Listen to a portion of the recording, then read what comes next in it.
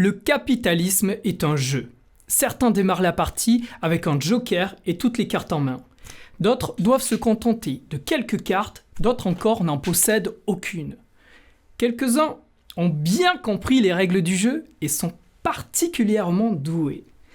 Nombreux sont ceux qui luttent pour rester de la partie. Triche, arnaque, bluff, manipulation, tous les coups sont permis. L'économie mondiale est un jeu de société auquel nous sommes bien obligés de participer. Mais c'est un jeu très dangereux. Une fois au tapis, c'est la roulette russe. On peut mourir de faim, de froid, de maladie.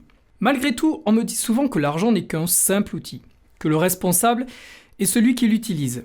Déjà, nous sommes loin d'être tous égaux face à cet outil, alors je crois qu'il est plus que temps de faire le point sur la perversité de cette très vieille invention.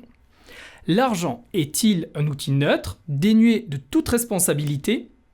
Pour le savoir, démontons cet outil pièce par pièce pour mieux comprendre son mécanisme.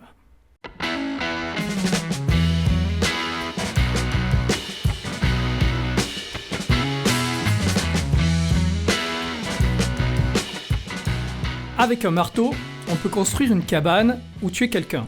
Le responsable n'est pas le marteau, ce n'est qu'un outil. À première vue, l'argent c'est la même chose. On peut acheter un jouet pour son enfant ou on peut acheter une arme. Ce n'est pas l'argent qui est responsable de la manière dont nous l'utilisons. A priori, l'argent n'est jamais le problème. Sauf que, premièrement, pour avoir de la valeur et donc pour exister, l'argent a besoin d'être rare, mais d'une rareté relative.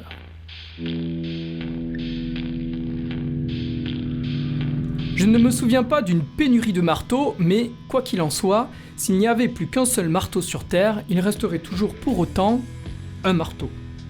Ce n'est pas le cas de l'argent, qui a impérativement besoin d'une certaine rareté pour avoir de la valeur et donc pour exister. S'il ne restait plus qu'un seul billet sur Terre, ce serait juste un bout de papier sans valeur, et si les billets tombaient du ciel, ce ne serait plus qu'une pluie de confettis sans intérêt. S'il est trop rare, ça ne fonctionne pas, car les échanges ne peuvent prospérer. A l'inverse, si on décidait d'imprimer des billets pour tout le monde, il y aurait une inflation et la monnaie serait dévaluée. S'il est trop abondant, trop facile à acquérir, ça ne peut fonctionner. C'est comme si on décidait soudainement qu'on pouvait payer avec des feuilles d'arbre ou des petits cailloux. Et quand bien même la proportion du moyen d'échange serait-elle convenable, encore faut-il qu'on accepte de tous lui reconnaître une valeur. Car la religion de l'argent n'a d'existence réelle que dans la folie, dans l'imagination et par l'adhésion de tous. Une religion vieille de plus de 4000 ans à laquelle nous sommes viscéralement attachés. Cette drôle d'invention qu'est l'argent a donc besoin d'être rare, mais pas trop quand même, et ce avec la nécessité d'un consensus social pour exister. Je ne connais aucun outil qui répond à ces étonnantes exigences.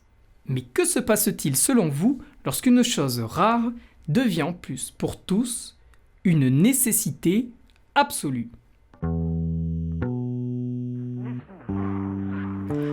Une fois ma cabane terminée, mon marteau ne disparaît pas et il ne m'oblige pas à continuer à planter des clous toute ma vie.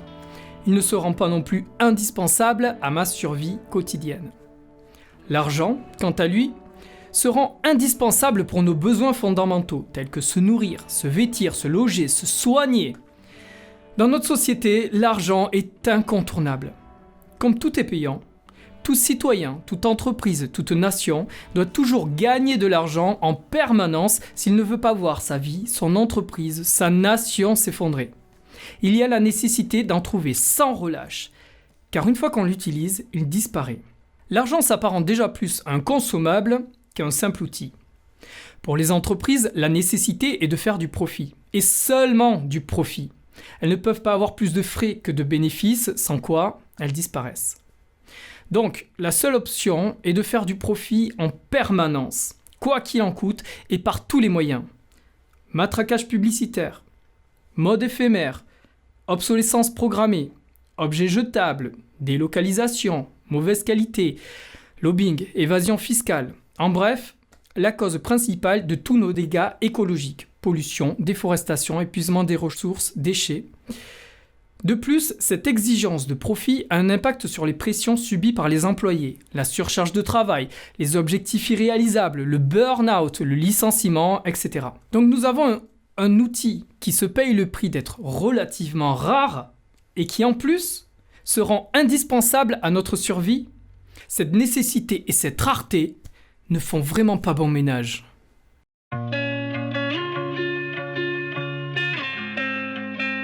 Si quelque chose est à la fois nécessaire et rare, cela crée irrémédiablement de la concurrence, des tensions entre nous et donc un renforcement de l'individualisme.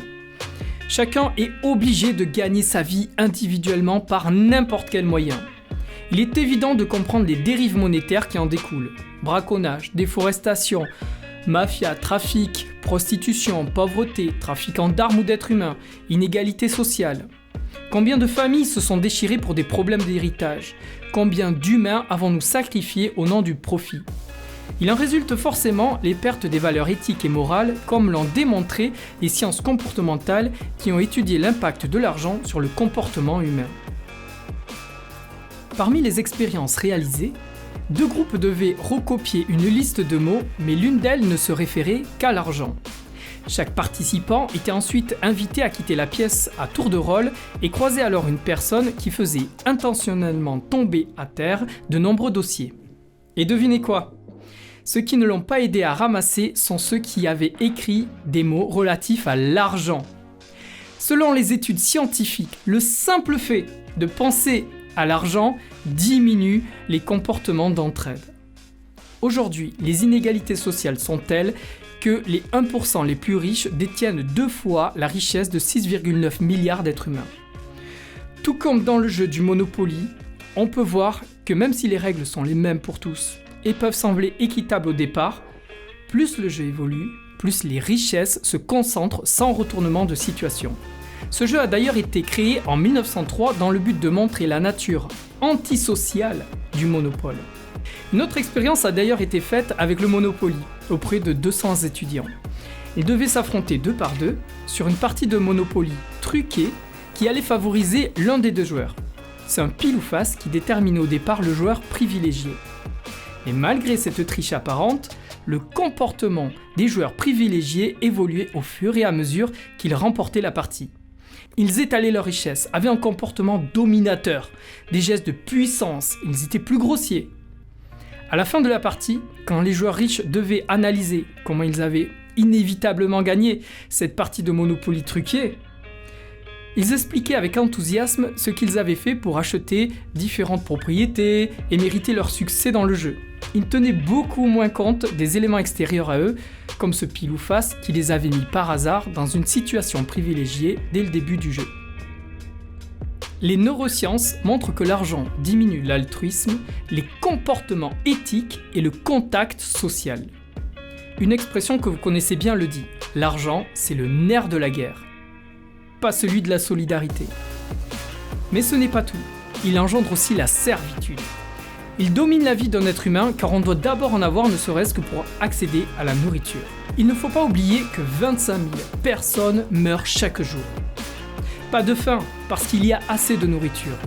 Elles meurent parce qu'elles n'ont pas trouvé d'argent. Et d'un autre côté, un tiers des aliments dans le monde est gaspillé, perdu, jeté entre l'exploitation et l'assiette. Non, l'argent n'est pas inoffensif. C'est un jouet tranchant que l'on nous met dans les mains dès le plus jeune âge. Pour diriger le monde, nous avons inventé un concept aberrant et malsain qui nous contraint à la concurrence, qui nous oblige à nous retourner les uns contre les autres. En conclusion, il est indéniable que l'argent a clairement sa part de responsabilité, car il a le triste don d'exacerber tous les défauts de l'être humain.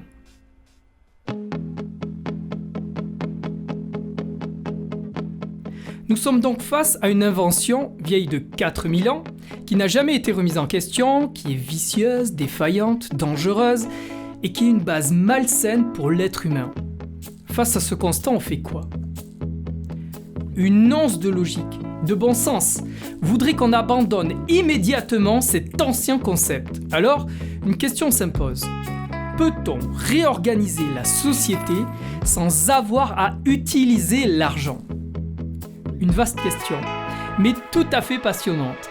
Avec nos outils actuels, sans rien inventer de plus, peut-on supprimer l'argent et résoudre enfin pour nos enfants la majorité des problèmes de ce monde, dont notamment répondre aux enjeux écologiques de notre siècle. Pour alimenter votre réflexion, je vous invite à découvrir mon roman Argent trop cher, immersion dans un monde sans argent, que vous pouvez télécharger gratuitement, j'ai bien dit gratuitement, ou vous procurer en version papier. Et étant le personnage principal de cette fiction, je vous retrouve tout de suite dans ce monde sans argent.